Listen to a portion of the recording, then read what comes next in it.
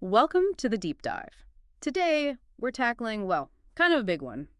The authority of Scripture in our world now. Yeah, it's definitely a topic that stirs up a lot and can get pretty complicated fast. For sure. So we're going to lean on N.T. Wright's book, The Last Word, as our guide to sort of unpack this.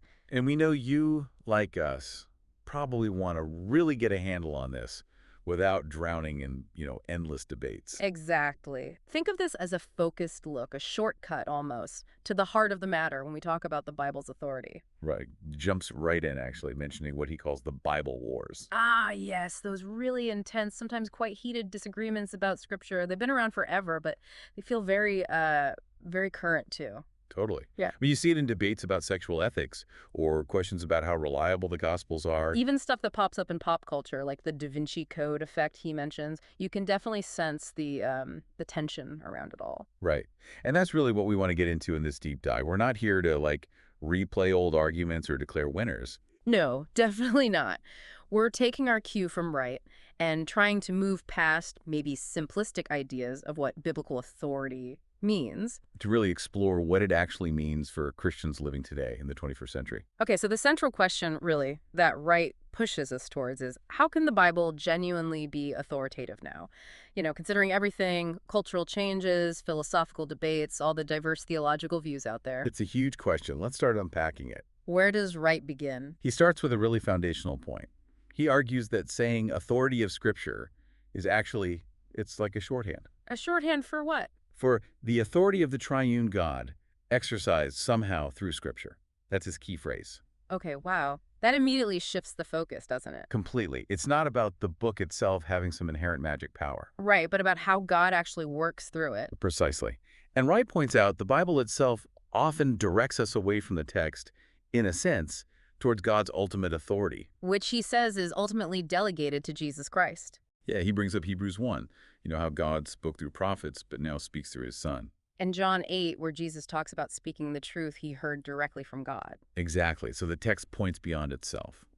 And Wright suggests that if we miss this complexity, this nuance in the phrase authority of Scripture, then our debates just end up going in circles.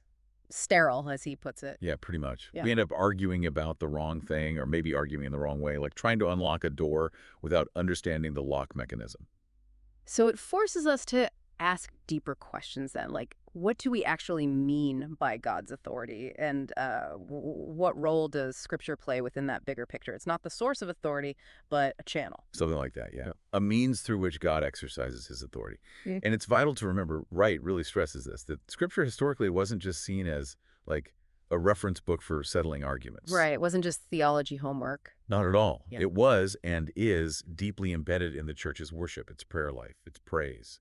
Think about singing the Psalms. Or hearing the Gospels read in a service. It's performative almost. It shapes you. Exactly. It shapes the community's identity in response to God.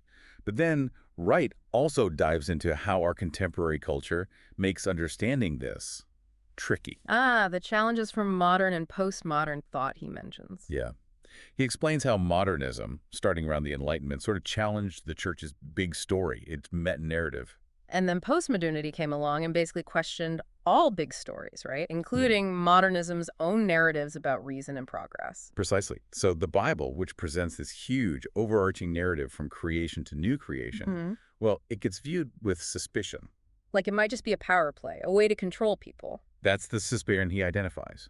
And this connects to how Scripture interacts with other areas. Take politics, for instance. He points out a kind of disconnect, doesn't he? Since the Enlightenment, he suggests the church hasn't often engaged seriously with politics based on Scripture. Right. It's a contrast with earlier Christian thinkers who absolutely saw Scripture as relevant to how society should be structured. It's like we carved out this space where the Bible supposedly doesn't apply. Leaving the church maybe less equipped to speak meaningfully to political issues today. That seems to be his point. Then there's philosophy. Things like feminism, post-colonialism. These perspectives definitely influence how people read the Bible now. And Wright says we need to engage with those ideas, but carefully, not just be swept away by them. Exactly. Thoughtful engagement is key. And even within theology itself, he points out some issues. Well, he mentions how some liberal theology can create a confusing context, and sometimes even systematic theologians don't seem to engage deeply with the actual biblical text itself. He references John Webster's book on Holy Scripture as an example, saying you wouldn't learn much about the Bible's content from it. That's quite a critique. It is. It underscores his call for theology to be deeply rooted in Scripture itself. And finally, there's ethics. Always a tricky area. How do you apply biblical authority to complex, modern ethical questions? People approach it so differently. Which leads him right into discussing how Scripture often gets, well, misread. And he acknowledges we've probably all seen examples of this coming from different camps, what he broadly calls the right and the left. He's trying to be balanced here. Yes, very much so. He outlines some common right-wing misreadings, like ignoring bits of Scripture that don't quite fit your preconceived ideas. On things like divorce, maybe, or women in ministry, or even historical issues like slavery. Exactly. Or focusing only on, say, a political meaning without the gospel actually changing lives. And the classic one using context as an excuse to just water down what the text is actually saying. We've all heard that one. Oh, that was just the culture back then. Right. And then on the left, he points to tendencies like reducing truth only to what science can verify. Or deconstructing meaning to the point where objective truth kind of disappears. Yeah, and also maybe uncritically accepting what modern scholarship supposedly proves without really examining the assumptions behind it. It's a challenge to the idea that just because a reading is critical, it's automatically correct, or that all interpretations are equally okay. Exactly. He argues this polarization, this back and forth, often leads people to that flawed conclusion that any interpretation is as good as any other, which isn't helpful. So what's the way forward then? How do we read it authoritatively? He proposes what he calls a critical realist approach. Okay, what does that involve? It means basically acknowledging the points postmodernism makes about our own biases and perspectives we do read from where we stand. But we can still genuinely aim for and achieve a real understanding of history and the author's original intent. It's not perfect, not exhaustive, but it's real. So it's holding those two things together, being self-aware and seeking historical truth. Precisely. And this makes historical study exegesis absolutely crucial, really digging into what the authors meant in their own time and place. And he stresses that appealing to the authority of Scripture shouldn't be a way to, like, shut down discussion or fresh thinking. Quite the opposite. It should motivate us to dig deeper, to understand more fully. Okay. And this ties into his big picture view, the 5-act play analogy. Yes, this is such a helpful image, I think. He suggests the Bible tells this grand, unfolding story like a play in 5 acts. And where are we now? We're living in Act 5, the act that started with Jesus' resurrection and Pentecost. It's the era of the church, empowered by the Spirit. So knowing we're in Act 5 helps us figure out how to act. Exactly. We need to understand the story so far, Acts 1 to 4, to know how to improvise faithfully in our current act. There's continuity, but also discontinuity. Things are different now because of Jesus and the Spirit. Okay, that makes sense. So given that framework, how does he suggest we practically honor Scripture's authority? He gives some strategies, right? He does. 5 key strategies. The first is what he calls totally contextual reading. Totally contextual, meaning? Meaning we have to understand everything, words, verses, chapters, whole books within their original context. Historical context, cultural context, literary context within the book, and even the context of the whole Bible, the canon. And he makes that crucial point. All Scripture is culturally conditioned in some way. Yes. We can't just say, oh, this bit is timeless truth, but that bit is just ancient culture. Even core doctrines, he argues, are expressed using the cultural tools and language available at the time. That requires careful work then. You can't just dip in and out randomly. Definitely not. The second strategy is liturgically grounded reading. Reading Scripture as part of worship. Yes, in public worship. He emphasizes this isn't just about getting information. It's an act of submission to God's authority, an act of worship itself. And it functions to challenge all the other narratives and authorities vying for our attention. Interesting. So the act of reading it together shapes the community. Very much so. Third strategy, privately studied reading. So not just public worship, but personal and small group study too. Absolutely vital for personal growth, deeper understanding, wrestling with the text, engaging heart and mind. Okay, what's number 4? Reading refreshed by appropriate scholarship. So scholarship isn't the enemy. Not at all.